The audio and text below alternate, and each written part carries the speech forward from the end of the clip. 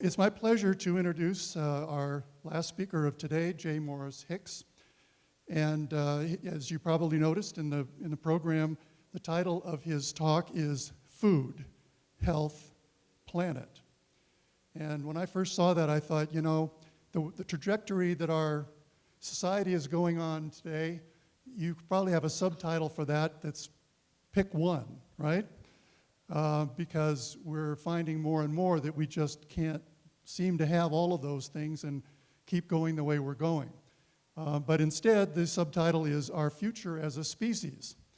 So it seems to me that if we're going to have somebody talk about these three very important things and put them in the context of the future of our species, we're going to have a pretty special kind of person. And I think we're lucky enough to have that kind of a person today. As you noticed in the program, probably, if you read his bio, we've got a pretty eclectic background here. Here's someone who was a business executive, senior vice president with Ralph Lauren. At some point, and I'm sure he's going to tell you his story, at some point he managed to get a certificate in plant-based nutrition from the T. Colin Campbell Center for Nutrition Studies, and then wound up on Colin Campbell's board. And also, he seems to have done a lot of writing. So he's written 2 books, Healthy Eating, Healthy World, and A 4-Leaf Guide to Vibrant Health. And he's posted over 1,200 health and sustainability articles on his website. So there's a guy who's doing a lot of things, obviously has a lot of interests, and I think we're going to hear a lot of them today, which is going to be terrific. So with no further ado, I'm going to introduce our next speaker, J. Morris Hicks. With that little ado, without further ado, my topic is kind of strong, but I consider it the most important topic in the history of humanity, and by definition, that would have to be our future as a species. In today's presentation, I'm going to be asking some questions. One question that I'm going to come back to several times is, how green is green enough? We know that the way we're living on this planet is not green enough, and every year we get closer to running out of time in order to fix it. So that's what we will focus on today. I'll tell you one thing I'm not going to talk about is my hitchhiking trip across Arizona in 1967. Believe it or not, I met two couples today, both from Flagstaff, and I told them both my story about the hitchhiking trip, and then I introduced them to each other. So I won't tell you that story, but I will tell you a little bit about that picture in Sedona. That was taken in 2006. I was sitting on a Harley-Davidson motorcycle at the time, and I had decided I wanted to come to Sedona and rent a motorcycle. So I was dating a woman in San Francisco, and I called her up and I said, how about meeting me in Phoenix, and we'll go rent a bike in Sedona and we'll tour around. So we toured around. We stayed in Jerome, and we just had a delightful time. This is the first time I've been back since. I'm glad to be here. So I'm going to start out the heavy-duty part of this presentation with a message from the world's premier climate scientist, probably, top climate scientist in the world. 32 years ago, on June 23rd, 1988, he had delivered a climate change warning to the Energy and National Resources Committee of the U.S. Senate. He stated that with 99% confidence that human activity was driving the climate phenomenon that could have drastic consequences on the future of humanity. Shortly after his presentation, the George H.W. Bush administration dropped the ball. I'm not being critical of them because every administration since then has not picked up the ball. And now, since Hanson's wake-up presentation in 1988, we've added more carbon Since that presentation in 1988, we've added more carbon to the atmosphere in the ensuing 32 years than in all previous 300,000 years of human activity leading up to that point. So, I'm sorry. This is Dr. Hansen, currently directing the program on climate science awareness and solutions of the Earth Institute at Columbia University. That's the graph that shows how well we've done with CO2 emissions. Last year set a new record, 2019, and in all likelihood we'll set a new record for the next few years until something dramatic happens.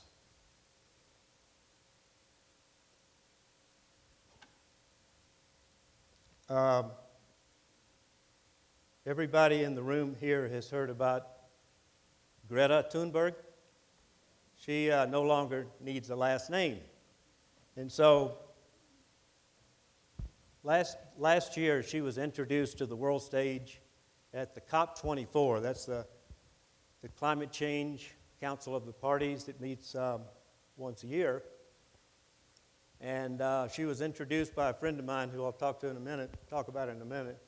She became the most prominent voice against climate change when she was first introduced in Poland. Speaking directly to the Secretary General, sitting right next to him, she stated near the end of her remarks, "Until you start focusing on what needs to be done rather than what is politically possible, there is no hope.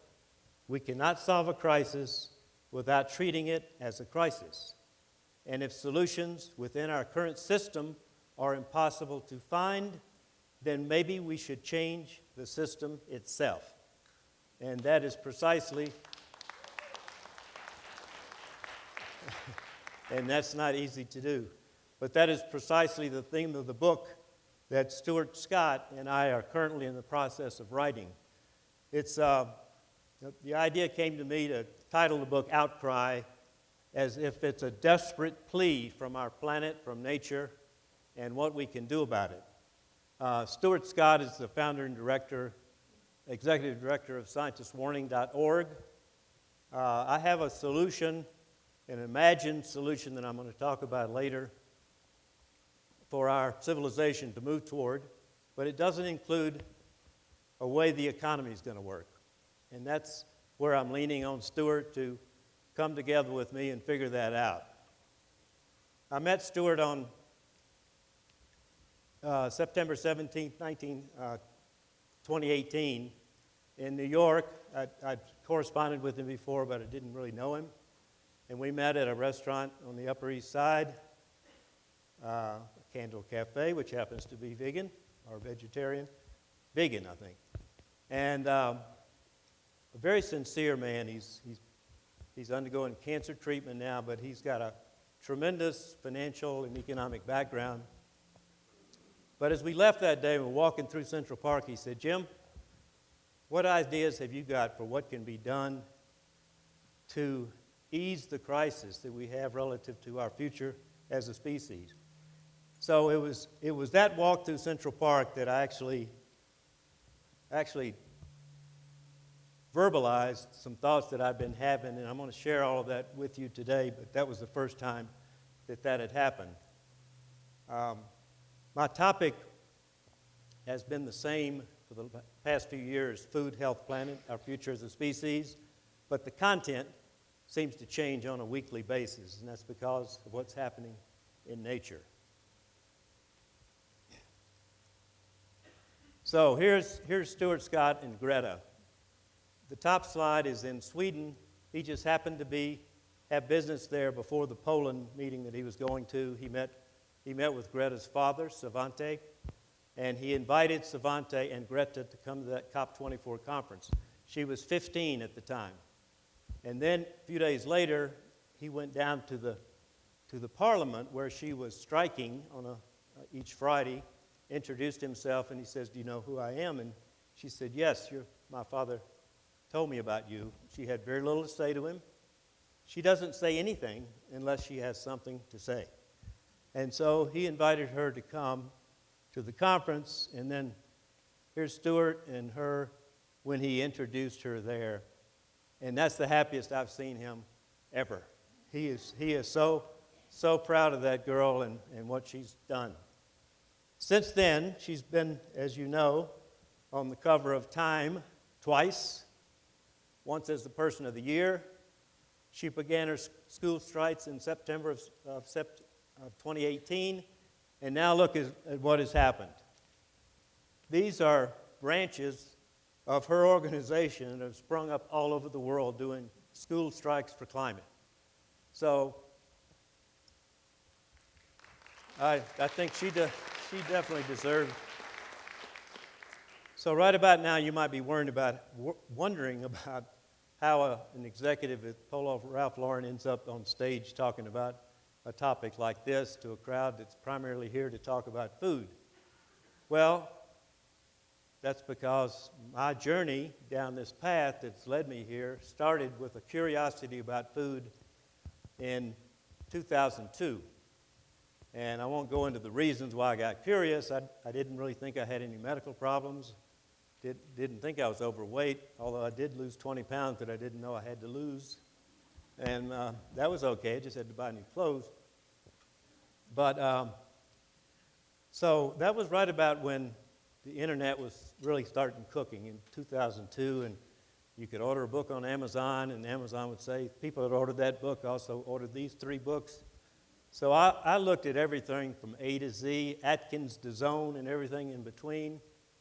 And within 2-3 months, I settled on the wisdom, collective wisdom, T. Colin Campbell with the science, Esselstyn, Barnard, Ornish, and Furman were my favorites, and I later wrote about all of them in a book, Healthy Eating, Healthy World. But so I decided what I wanted to eat, and I started eating that way, and my body started taking care of several issues I didn't know I had. But I was still just curious about the food. And then over the same weekend, Memorial Day weekend in 2003, I read these 2 books over the same weekend. Both of these gentlemen are vegan. Most of you know who they are. I've since met them. They both endorsed my book. And over that weekend, I realized, in addition to our health, that our future was riding on this. And I said, oh my God, we're eating the wrong food all over the world.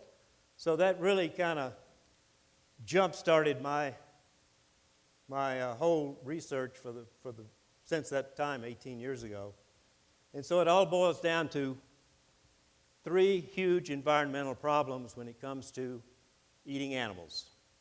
On a per-calorie basis, on average, it requires over 10 times as much water, 10 times as much land, and 10 times as much energy. So no matter how you slice it, no matter what else we fix in the way we live, if we don't get rid of eating animals completely, I don't think we will make it. There's a lot of things we've got to do, but this one is a no-brainer, and I've got a model of a future living civilization that I'm going to talk about. It's a figment of my imagination. I admit it. I'm not here to defend that figment. I'm here to spark the conversation globally, outside this room, and among people around the world that can move it along. So, to put things in perspective, let's look at history. Easter Island, before humans arrived, island about the size of Santa Catalina, California. Humans arrived around 500 AD from Polynesia, and they set up camp there. Maybe 100 of them, 200 of them, but they multiplied, and they became 15 to 20,000. And then things started going wrong when they didn't connect their behavior to what was happening in their environment and their ability to survive. So by the time the Dutch arrived in 1722, it was Easter Sunday, so naturally they named it Easter Island. And there were Instead of 20,000 people there were a few hundred people that were behaving like cannibals. This is the history records that I've read. And they were rapidly going to become extinct had the Dutch not showed up. Now their descendants are selling souvenirs in the souvenir shop there. So that's what Easter Island looks like today, and that's kind of like what it looked like when the Dutch got there. These stone gods that they made called the moai, there were up to 800 of those, and some of them weighed as much as 80 tons. Now, you got to be a pretty advanced civilization to be able to organize people to get that done. So these people weren't stupid, but they didn't recognize what they were doing to their environment. So, backing up a little bit, putting things into perspective. Our planet is one of, I used to say, trillions of planets. With each new bit of information from science, I was reading Dr. James Lovelock's book on the plane yesterday, and he's saying there could be trillions of galaxies. I mean, it's just a huge, huge universe out there about which we know very little. So, putting our time in perspective, and I came up with this slide when I was addressing a sixth grade class in New London, Connecticut. You know, this is a big topic for sixth graders, right? And I said,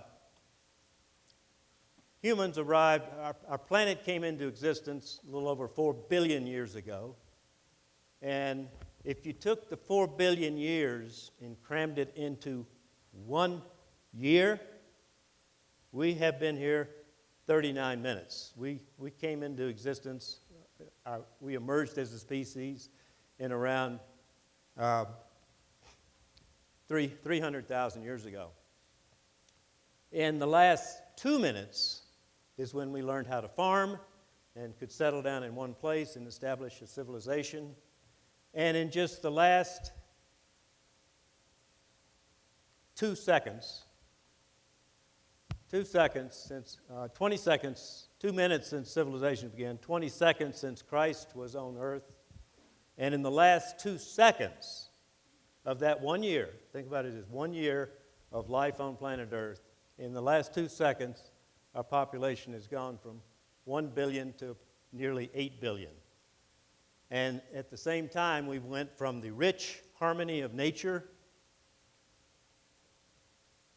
to a horrible visual of how we are trashing the only planet in the universe capable of keeping us alive. So I've got a slide here now that I came up with about 5 years ago, and I've been modifying it a little bit, but it basically, I look at 5 characteristics of our civilization that are unsustainable. The first, as you might guess, is overpopulation. We are still adding, the birth rate is down in all the developed world, but we're still adding on a global basis almost 1 million people every 4 days. Our global economy depends on a never-ending growth in the consumption of stuff in a world of finite resources. Our dependence on fossil fuels, we're not getting anything done about removing CO2 from the atmosphere. And as our population grows and we need more stuff, it's just not happening. And of course, our food choices. Everyone here agrees on that. Even if we could fix all those other 3, as I said earlier, we will not sustain ourselves as a species unless we address the food choices. And amazingly enough, it's the easiest one to address, as I think everybody in this room knows. Everyone in the world, in the developed world, could choose to go and eat nothing but plants overnight. And the markets would respond. They tend to respond to whatever people want. And then there's the CO2 situation in the atmosphere.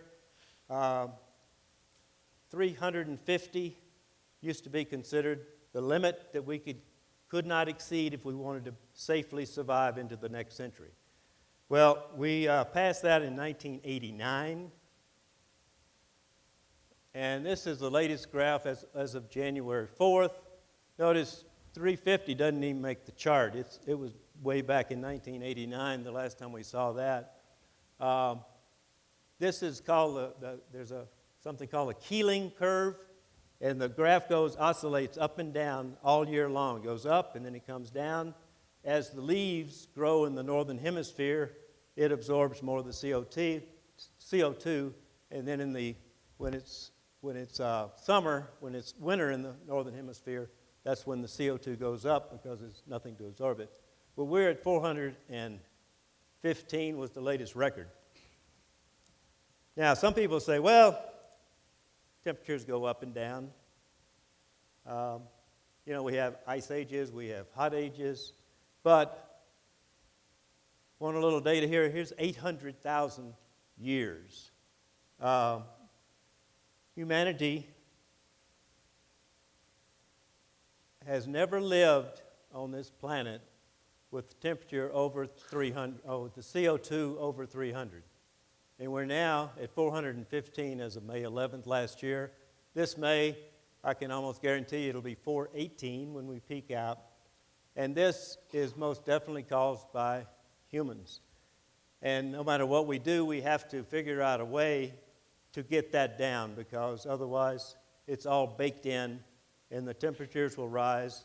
We'll run out of the ability to grow food, and there'll be chaos and storms and mass riots and mobilization of people. So you might be asking yourself, well, how many people can we sustain on planet Earth? Well, we got almost 8 billion now. Global Footprint people published something a few years ago, and they said if everybody on the planet ate the same diet and lived the same way the average European lives, that we could support 2 billion people. Well, now, we've got 8 billion now, remember?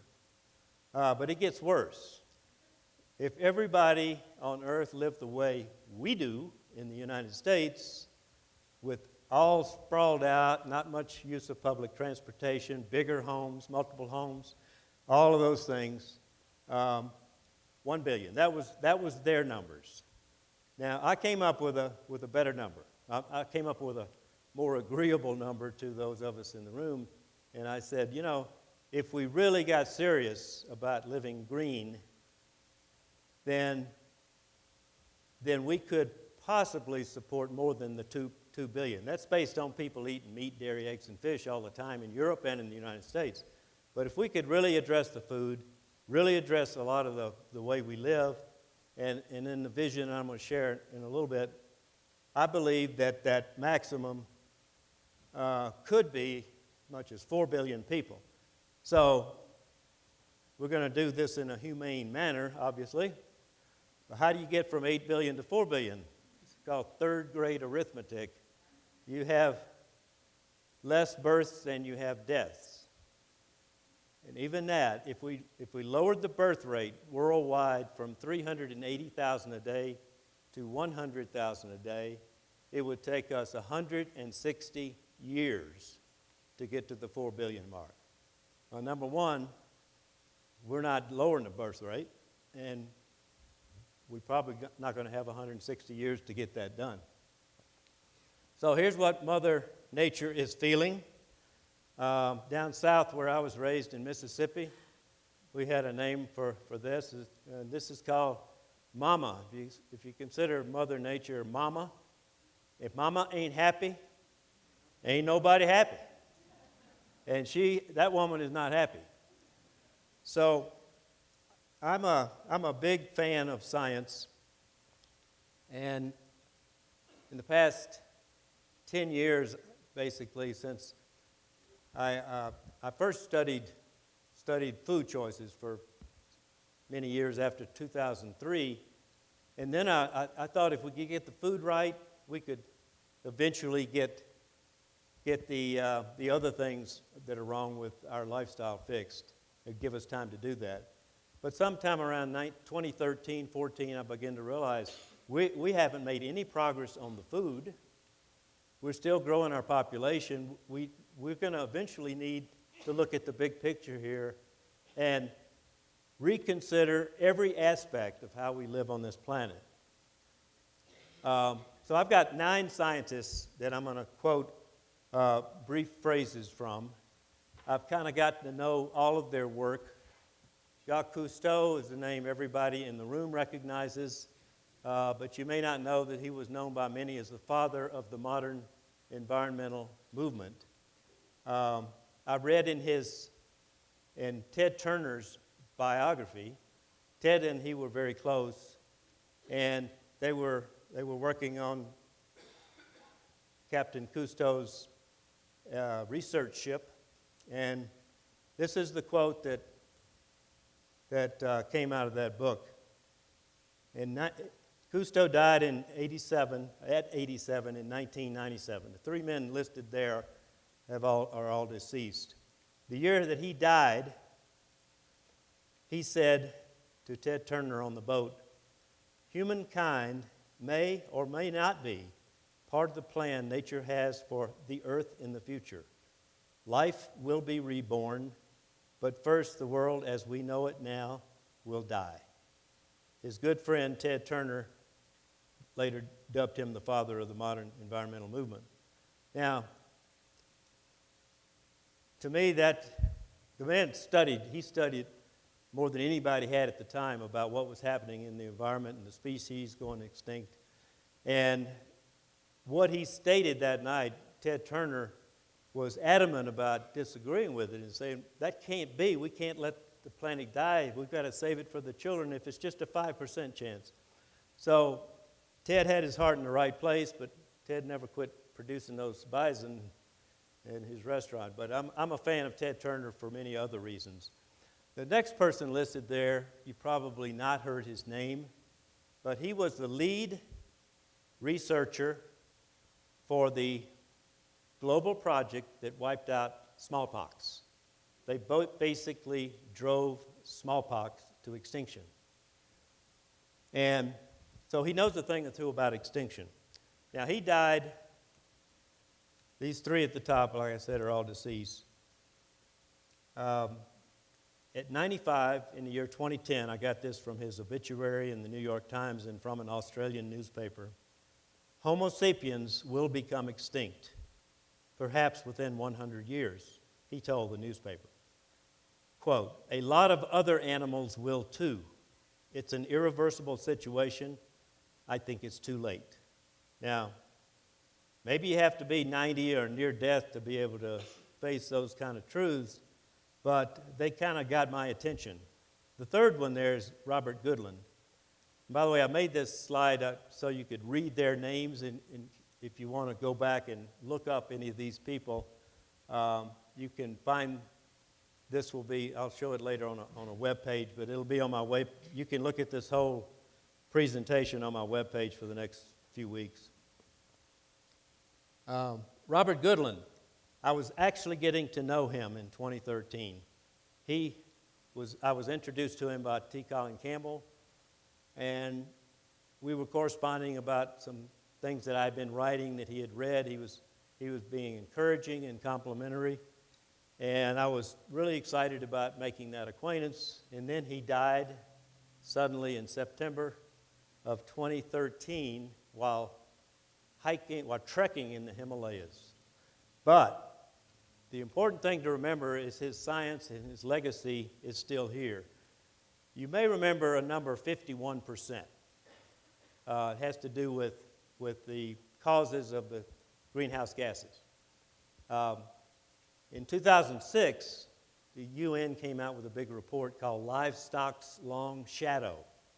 And in that, they said that the animal foods industry was responsible for 18% of all human-induced greenhouse gases. They later, after some pressure from the meat and dairy industries, lowered that to 14%. But it was still bigger than all of transportation combined, which was 12.5%. Meanwhile, Dr. Goodland and his colleague Jeff Anhang, who I have gotten to know personally, they did a study with the World Bank and they looked at everything, and they had access to everything. Dr. Goodland was the first ecologist ever hired by the World Bank, a really great human being.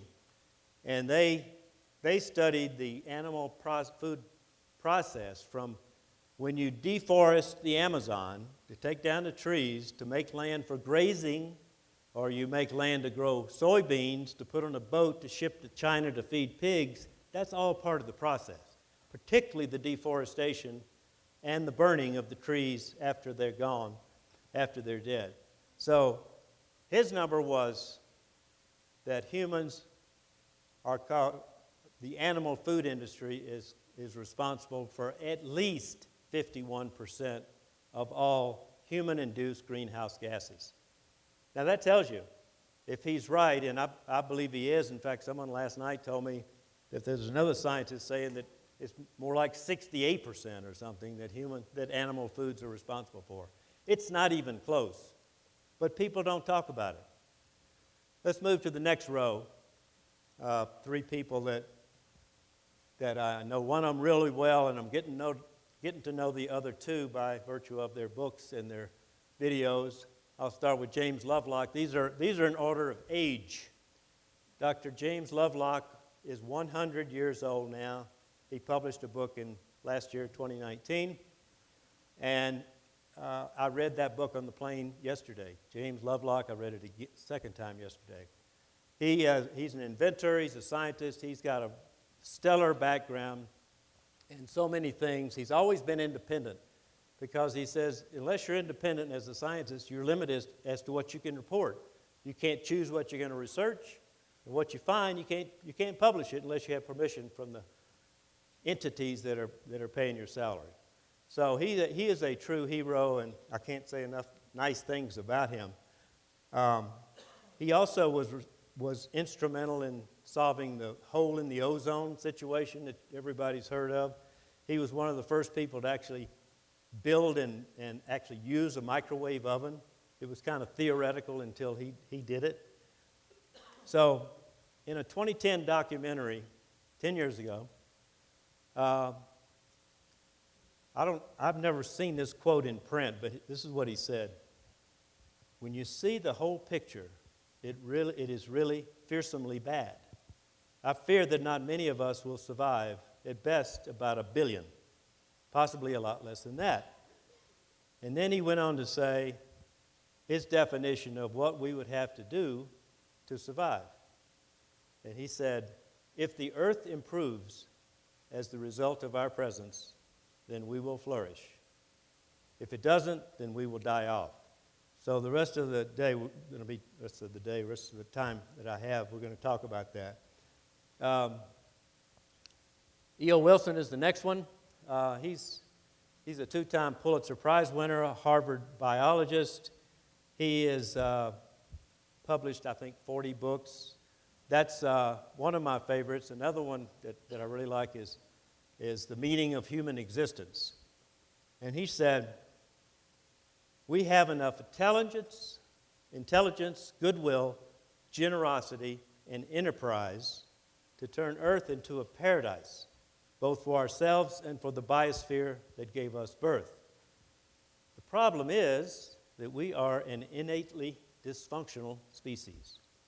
And he didn't really go to the extent that Lovelock about dying off, and they all kind of put it different ways, but they all are kind of sharing that same urgent message that we have to change, and we have to change something drastically because we're running out of time. Dr. Campbell, you all know him as a scientist at nutrition at Cornell, but in his book, the last book, Whole, he made this statement in the introduction. What we eat individually and collectively has repercussions far beyond our waistlines and blood pressure readings. No less than our future as a species hangs in the balance. Dr. Wadhams, moving on down to the last row. By the way, Dr. Wilson is 90. Dr. Colin Campbell is 85. There's a whippersnapper here, younger than I am. He's 71. Dr. Peter Wadhams. He is arguably the world's leading authority when it comes to study of the Arctic Ocean and its relationship to climate change. And so that's obviously his leading concern, and his primary quote that he's used in all of his lectures and his latest books. He says, "Our only chance is to urgently begin removing CO2 from the atmosphere." All of these scientists know what happens when you continue to add the CO2 or don't take any out. It stays up there for a long time, and we have to take it out, or we will hit a temperature rise eventually that'll wipe out the ability to grow food. Okay, now Dr. Guy McPherson, this is one that my wife doesn't like. She doesn't like him because he's kind of arrogant in his delivery. He's independent now because he's working on his own, but he was professor emeritus at the University of Arizona in Tucson. He was there for 25 years. He was professor emeritus maybe for 10 of that. He was very popular with his students, and he got really interested in climate change back in the 90s. And he could know more about climate change and its impact on the extinction of our species than anyone alive. He could know that, but the way he presents his findings turns everyone off. But as an engineer that tends to trust a professor emeritus and his science at the University of Arizona, I say, well, who am I to say that he's wrong? I hope like hell he's wrong, but he could be right. And his science and his conclusions deserve the scrutiny of other scientists in the field. I, by the way, have met both of those gentlemen, and the last one I've also met. These two are 59, both of them are 59, Guy McPherson and Stephen Emmott. One more thing about Guy McPherson. This is why my wife doesn't like him. He says he would be very surprised. You know, scientists don't ever predict anything with certainty. They say the odds are such and such, the data suggests such and such. But he says I would be stunned if there's a living human being on planet Earth after 2026. So that's what turns everybody off. All right. Turns off most people, but I prefer to say, listen, how did he draw those conclusions? He published an article. It's like a book. It's 32,000 words. It's on his website. You can find it at guymcpherson.com. He's still alive and well at 59. But in that article, there's 32,000 words with 800 references to peer-reviewed journal literature that he used as the facts upon which to base his conclusions. So it's the kind of news that nobody wants to talk about, but I'm in the process right now of trying to arrange a video interview with Dr. James Lovelock, Wadhams, McPherson, and Stephen Emmott to maybe be interviewed with somebody like Amy Goodman on Democracy Now!, to really kind of call out, have these other superior scientists call him out for his predictions and try to get to the bottom of this and understand what are our options. Here's the situation in the Arctic. This is Dr. Peter Wadhams is the one that I really have gotten to know and respect in this field. But you've heard that the temperature is going up more in the Arctic than the rest of the world. Well, that's serious business because I've got 4 charts here on the Arctic. This is the first one. Arctic is going up 2 or 3 times as fast as the rest of the world, and that's bad news because it's melting the ice. And when the ice melts, it reflects less of the heat and begins to absorb more into the blue, and you get the ice melt. Now, this is what Dr. Wadhams calls the circle of death. And one thing I learned from Dr. Wadhams, from watching him, listening to him, he seems to always be smiling, which is something my wife says I should do more of. And when I find it difficult to talk about circle of death, and making a joke. But for those of you who like data, 1979 was when we established the ability to have this satellite imaging so we could see what ice was out there and measure it. So that's when it started. So all of these lines represent a different month of the year. September is right there. September of 2019 is right there. So in 1979, we're down to 75 to 80% less ice volume in September than we had in 1979. Now what's going to happen is September is going to go ice-free within the next few years, almost certainly. You can tell it's going that direction, and with each year it has less ice and less ice and therefore more blue water to reflect the heat. So you can pull that up later if you want to check it in my presentation online. This is what it looks like from up above. The yellow line is the extent of ice in the average extent from 81 to 2010 over that 30-year period.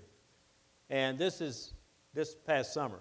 So you can see all of this blue is now absorbing heat, and it's kind of like what they call a self-reinforcing feedback loop. It just keeps getting worse and feeding itself. And when all of it's blue for 1 month, the next year it'll be blue for 2 months and 3 months. And when it's all blue for year-round, which will happen eventually, then they're fearing that the methane is going to start coming up out of the permafrost, and everybody's heard horror stories about that. So it's called albedo. You have albedo when you're reflecting heat back into space. And when you lose the albedo, which reflects 85% of it back into space, then you're absorbing 93% of it. So I'm not a scientist, I'm an engineer. I like to have some data. And that's some data that we all should be looking at. I look at the ice extent every single day. I go to National Snow and Ice Institute online, and I check it out. I graph it, pay attention to it. I collaborate with Dr. Wadhams on a regular basis. Now, you've heard of Bill McKibben? Show of hands. He's not as famous as he thinks he is, I guess. He is Mr. 350.org. He's Mr. Climate Change in terms of activism. He has done a lot of really good work. A lot of good work. I copied this down from a video that I saw of him a couple of years ago. To be entirely honest, we don't know for sure that we can slow down global warming enough to matter. We've waited a very long time to get started. Well, data suggests we haven't started, Bill. Now, Bill McKibben wrote, I don't know if you saw the Time magazine back in September. They had an article, an issue that was totally devoted to climate change, and his article was on the cover. And the article was How We Survived Climate Change. In other words, he's writing it as if it's now 2050, and here's what we did to get there. And here's what he said about our diet. He said, since 2020, some people have given up eating meat. Come on, Bill, you can do better than that. Some of us have given up eating meat, and then a lot of us have given up meat altogether. 30 years, and the easiest thing we have to change. So I'm kind of saying, how can he possibly look us all in the eye and say he's really concerned about fighting climate change? We know that it's not popular to talk about food as a driver of climate change. So we need to talk about Earth as a system, and that's where this presentation is going to shift from science to imagination. I believe, and I believe it more every week, that our entire system of civilization has got to change. I think that's our only chance. Wadhams says we've got to take CO2 out of the atmosphere. I think he's probably right. We've got to do that too. But we've got to do this. We've got to change the way we're living. I refer to this term as willy-nilly planet stewardship. You hear about all the things that are going on with our infrastructure. We got the Green New Deal. We're going to rebuild highways and tunnels and bridges and everything else. Let's take a step back and say, what do we need in the future? Let's just not fix everything that's broken and leave it where it is. let's think about the big picture here. So, for example, the Q train in New York City. I live in the area, so I'm familiar with the Q train. The New York City government, City of New York, spent 45 years and $10 billion to add 3 stops to one line on the New York subway system, to a system that will probably be underwater in less than 50 years. Now, does that make any sense to anybody? I mean, I just can't believe it. So I go back to Dr. W. Edwards Deming, who's on the screen now, and I met him in 1990 at George Washington University. Show of hands of who's heard of him. Okay, good. I'm glad to see that. He is world-renowned in terms of systems enhancement. He got his claim to fame was in the world of quality control, particularly in Japan after World War II. But I actually studied his work back when I was working at Polo Ralph Lauren, and I told my boss that I wanted to put in his principles at Polo, where I was working. And my boss couldn't care less about it. He says, you go do it, pal. Well, it's hard to do it if you're not the boss, and I wasn't the boss of the whole company, but that's the way I was received with that.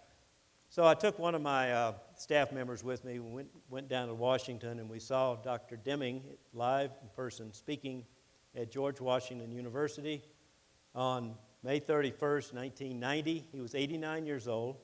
He died in 93 at the age of 92. And this could have been his last presentation ever. Well, it turns out that in the past few years, he had become focusing more on optimization of systems than anything else. And so I had brought along with me a paper that I'd written at Polo, and I called it the Deming Process at Polo. And I thought I would go down and get him to sign that instead of a book.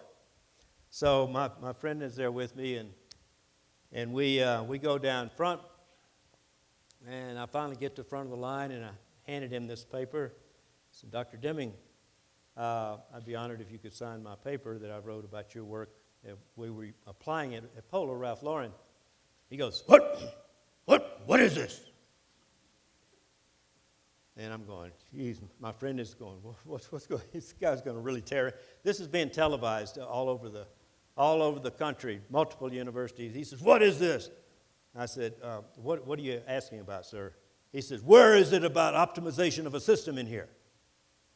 Where is it? He'd be screaming at me, you know. And I said, well, sir, I guess when we get back, I'm going to have to add that. That seemed to satisfy him. He calmed down, and he wrote carefully, keep on studying, or keep on learning, study optimization of a system. W. Edwards Deming. And I still have that today. He died a couple of years after that, but he's still widely known. And if he were still alive, he would be thinking about this whole system the way Dr. James Lovelock looks at it, as a self-regulating system of animals and humans and all of nature combined. And he would be looking at what we can do to make that system continue to be capable of supporting us as a species. So I mentioned this question earlier that I wanted to ask a few times during this presentation. No one knows how green we must live to survive. So I'm suggesting that we do our very best to live as greenly as possible, because we're only going to get one chance to get this right. And if we kind of err on the side of not being green enough, if we believe these conclusions by these scientists, then we won't get there. And so I kind of took that as a challenge to look at everything we do: transportation, housing, food, jobs, clothing, entertainment, economy, and more. And what I came up with was that this is what I explained to Scott Stewart that day in Central Park. Now, this is pure fantasy, imagination, but I call it Imagineering because I think any design begins with an idea and kind of a vision of how things could work. AGRA, so I'm saying it's American Green Region Authority, Gratola, is the acronym for Green Region, Atlanta to Los Angeles. And Gratola actually comes right through Arizona. In fact, maybe that's the way why I thought of the southern corridor first, because I have lived in every state on that southern corridor except New Mexico. I've lived here twice. I've lived in Bisbee and in Douglas, and when I was working in Mexico. So here's the idea. This one, Gratola, was going to be 10 miles wide and run from Atlanta to Los Angeles, and maybe there would be another spur that would go to New York, one from Dallas to Chicago, and one from LA to Seattle. And then I got to thinking two things. One, you can change your mind quickly, by the way, if you don't have cement in the ground. You know, if it's just an idea, you can keep changing your mind. So I got to thinking, well, first of all, climate change is going to make it hotter down south sooner than it is up north. So I said, we better shift this thing northward. Secondly, we don't have a lot of time to work with, so we need to get one corridor done that can house everybody. So my latest is from Seattle to Boston. I call it the Great Big Northern, named after the Great Northern Railway that some of you old folks may remember, that actually runs on that same route. And so the key to the whole system that saves all the energy and makes it so much more efficient is a Hyperloop system running down the center of that corridor, 760 miles an hour. You can go from Atlanta to Los Angeles in a couple of hours, 3 hours. And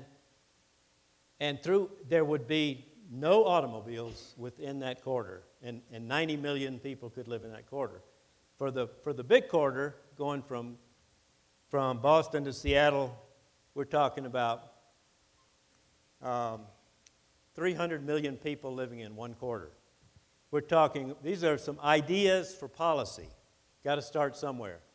By invitation only, no one's going to be forced to live there. Keep that in mind. But they also have to agree to the rules. One of the rules, you'll like this one, number 7, 100% plant-based eating. Yeah, and everything all of your choices will be green in that corridor. It has to be, because otherwise we humans would figure out a way to cheat. So airports for international travel only. And I say Boston, O'Hare, and Seattle. Well, we can use Boston until it's underwater. All of the New York City airports and Boston are 16 to 20 feet above sea level. They could easily be underwater, particularly with hurricanes. So nobody owns any real estate. This is intended to kind of jolt you into realizing that major changes have to happen. And I'm looking at clothing. I'm looking at population controls, one child per couple. This is just eight out of hundreds of lifestyle changes that we might have to endure. But if the alternative is the death of your children and grandchildren, you know, I'm sincerely believing that we should go for it, and I'm not the person that can lead it. All I'm trying to do is spark the conversation. I don't think that Great Big Northern, nothing magic about where it is and whether it's 25 miles wide or whatever it is. It's an idea that says we can live completely differently. We can have symphonies, we can have parks, we can have recreation, we can have great tasting food. Everybody has a job, everybody has health care, everybody has a place to live. We'll have to have a new economy, but we can do that. So what about governance? We, the people of the United States, this is what we have now. In order to perform a more perfect union, establish justice, domestic tranquility, do ordain, establish this Constitution of the United States of America. Well, here's one that I wrote for what would a true nature-first government look like? A form of global commerce and governance that depends on a single guiding principle for the entire planet.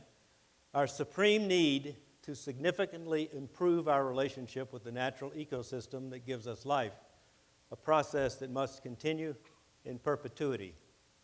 So this is kind of a pictorial of what that Great Big Northern might look like with the Hyperloop system.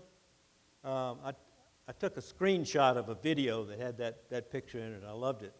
But it replaces all of the cars. Once it gets fully populated with 300 million people, today we have 275 million registered vehicles in the United States. 250 million of them are parked at any given time. We have to maintain the parking lots. We have to maintain the freeways. Just imagine the enormous savings it would, and think about the lost time that you have sitting in traffic. I paid my dues yesterday flying into Phoenix at rush hour. I witnessed uphand in personal 4 traffic accidents. One happened right in front of me. I had to swerve to keep it being a 3-car accident. So that's a really big deal, is to create an environment where there are only green options. And you say, well, who's going to move there? Well, a lot of people in this room might. A lot of people that are now underwater in Miami or Louisiana or wherever the next hurricane hits. But eventually some serious thing is going to happen, and all of a sudden, changing the way we live may be not so bad. James Lovelock, I'll go back to his definition. He said, if the earth improves as a result of our presence, then we will flourish. If it doesn't, then we will die off. Is earth improving because of us? That's his question. And I would have to say it is not, and it ain't even close. So back to this slide, how green is green enough?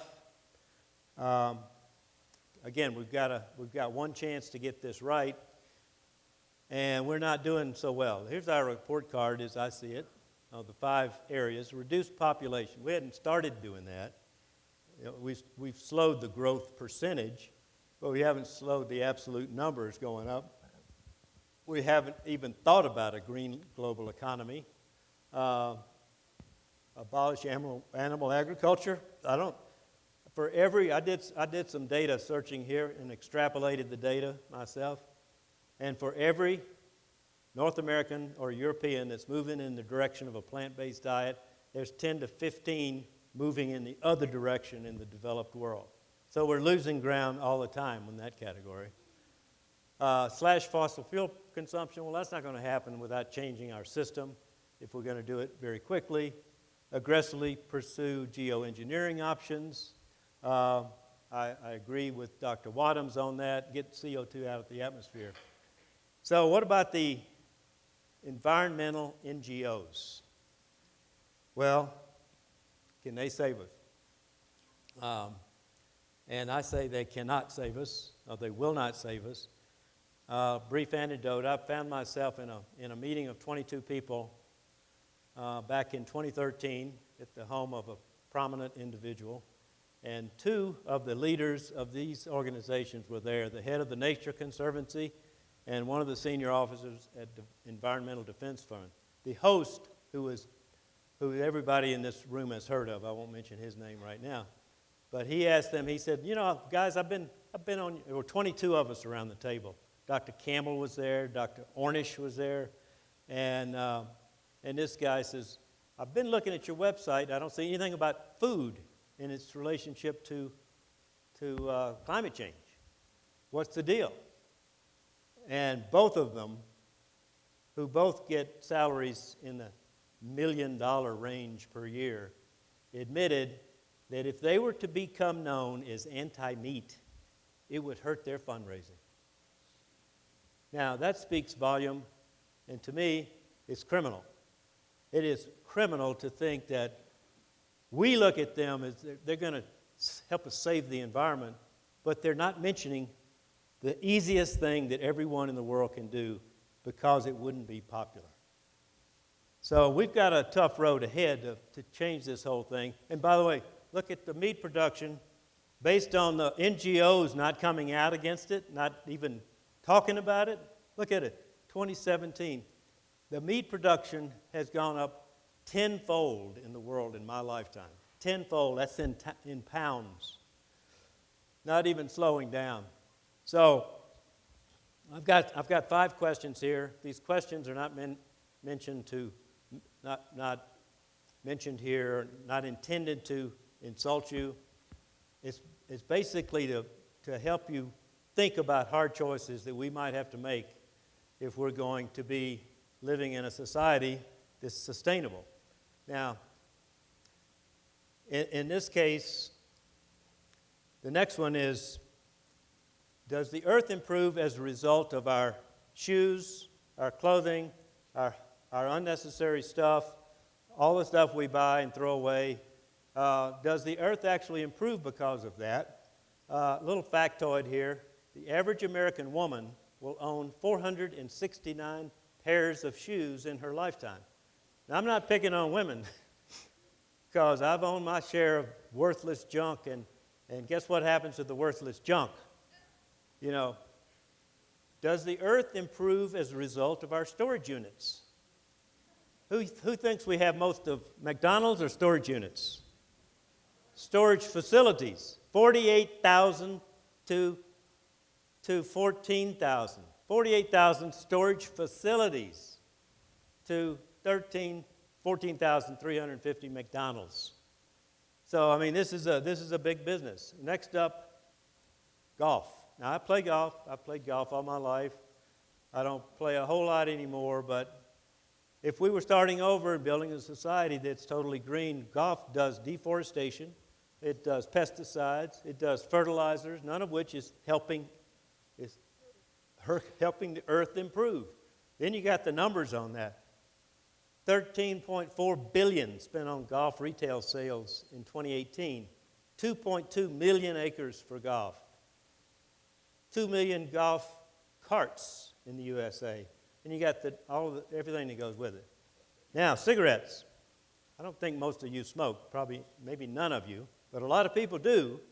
The United States figured that more people now smoke than have ever smoked in the world. And the tobacco companies are just peddling that poison anywhere they can go. Annually, smoking costs the USA over $300 billion in health care and productivity. Global consumption is 6.5 trillion cigarettes a year. Worldwide, 4.5 trillion cigarettes are littered each year, the most littered item on earth. Is the earth improving because of our cigarettes? There will be no smoking in the GBN. Now, the next one is the last one on this questions here. Hard questions, and this is a hard one for me. And again, I'm not trying to say this is going to happen, but if we're really serious about living as green as we can possibly be, green enough for Mother Nature, we have to look at all aspects of our lives that are causing problems. And my wife said, Jim, you shouldn't use that slide. You're going to make some people angry. And I said, well, I'm going to tell them in advance. I'm not here to insult anybody, because I can tell you right now, I had multiple pets, dogs, rabbits, goats. I had horses. I had a donkey. My daddy was a big farmer, and we had all kind of dogs and cats and you name it, lots of animals. Americans have created servile companions.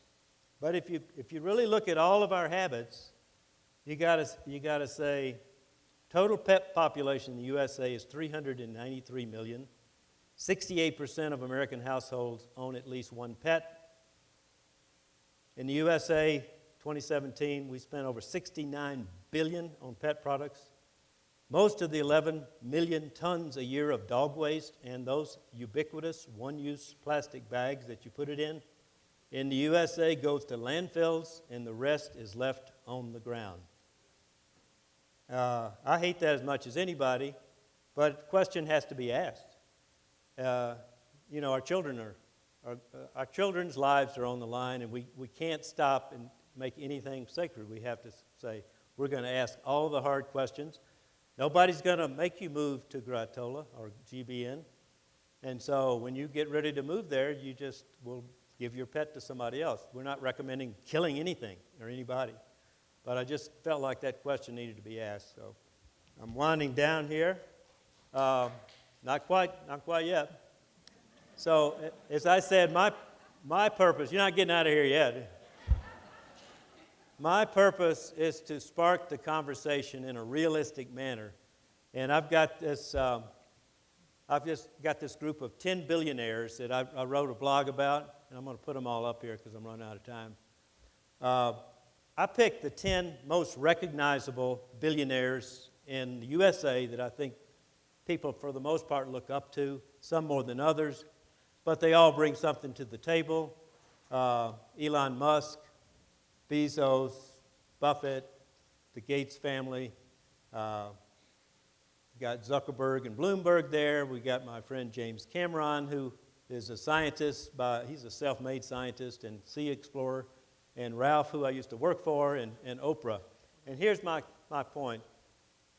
If 2 or 3 of those got together, Oprah could then get the rest of them to at least have a conference call.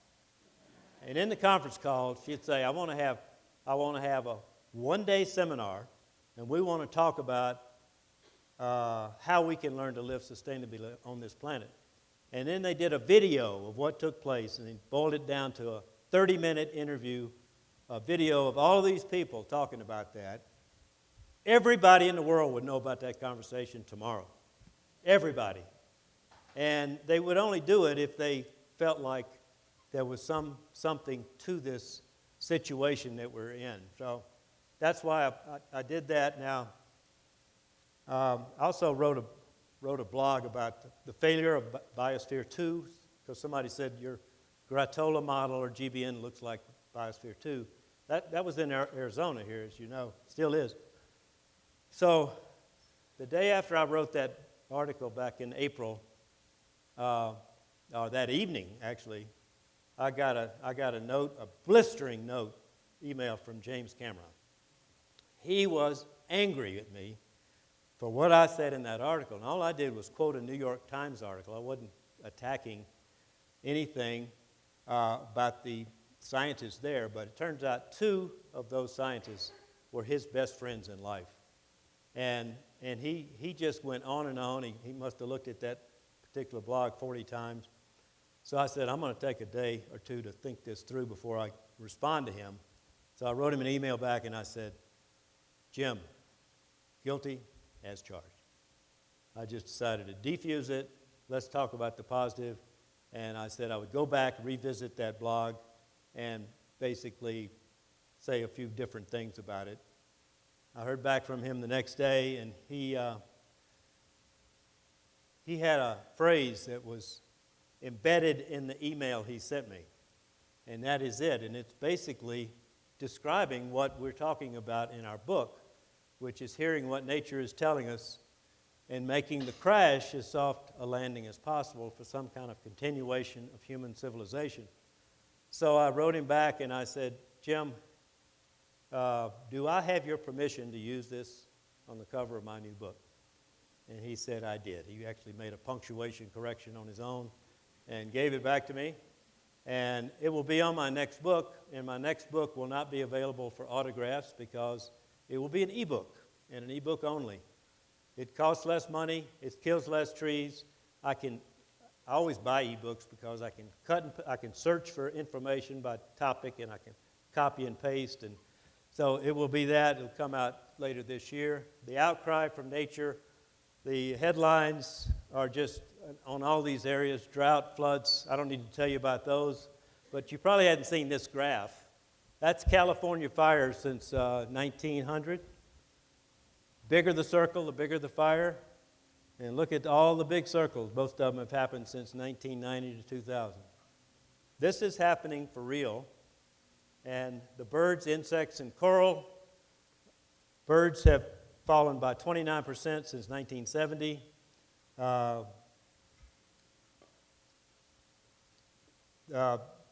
The coral is going away, 27% of the world's coral since 1980s. This is all of the outcry that nature is telling us about. The threats to the birds the reasons are listed by reason. They're all caused by us, all of them. So there's no debate about what's happening here. People who are crazy enough to think that they can change the world are the ones that do. We're crazy enough. I am, and I think you probably believe that I am by now. But I will end on a note of hope. Our food choices give us hope. for promoting health, hope, and harmony on planet Earth. And I'll show you my 4-leaf system, which is now being licensed to some medical doctors. Basically, based on T. Colin Campbell's definition of an optimal diet, which is getting most of your calories from whole plant-based foods, so I won't dwell on that. But I will show you what I eat at home, because my wife is not on board. And so I still, even 6 years of married to her, I still prepare every one of my meals unless she's in a really benevolent mood. Here are my meals. I eat 2 of these every day almost. I call them the 4-4-4 meals. 4-leaf, that means over 80% of the calories from whole plants. 4 minutes, $4. And I did check in advance, and you have Trader Joe's nearby, and Prescott and Phoenix, and probably a few other areas of Arizona. So I keep these things. Somebody talked earlier about cutting up your vegetables when you get home from the store. I cut them up. I got my sprouts, my broccoli, my cauliflower. I got them in a bag. I heat that up. I do use some seasoning, which somebody said bad things about my Bragg's. And then this one is basically got so much seasoning in it, I can make 6 or 8 meals using this to season all of these things, the rice, the edamame, the brown rice. And I checked it out on a cost per 100 calories. This brown rice at Trader Joe's is already cooked. Just pop it in your microwave. So I've got one. This is the last slide. I promise if I can have one more minute, Don. It's a prayer. When all else fails. This is by a Rabbi, Jack Reamer. It was read by President Clinton at a national prayer breakfast.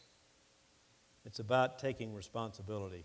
We cannot merely pray to you, O God, to end war, for we know that you have made the world in a way that man must find his own path to peace within himself and with his neighbor.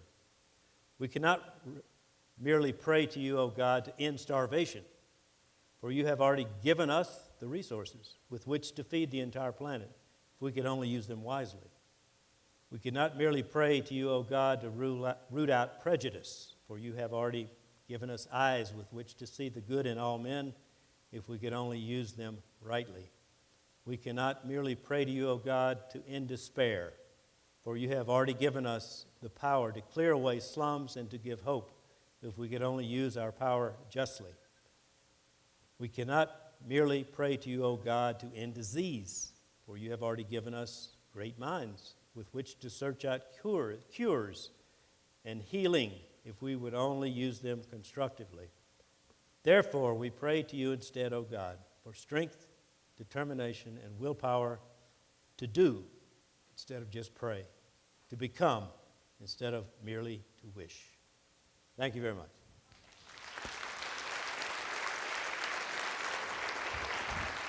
Okay,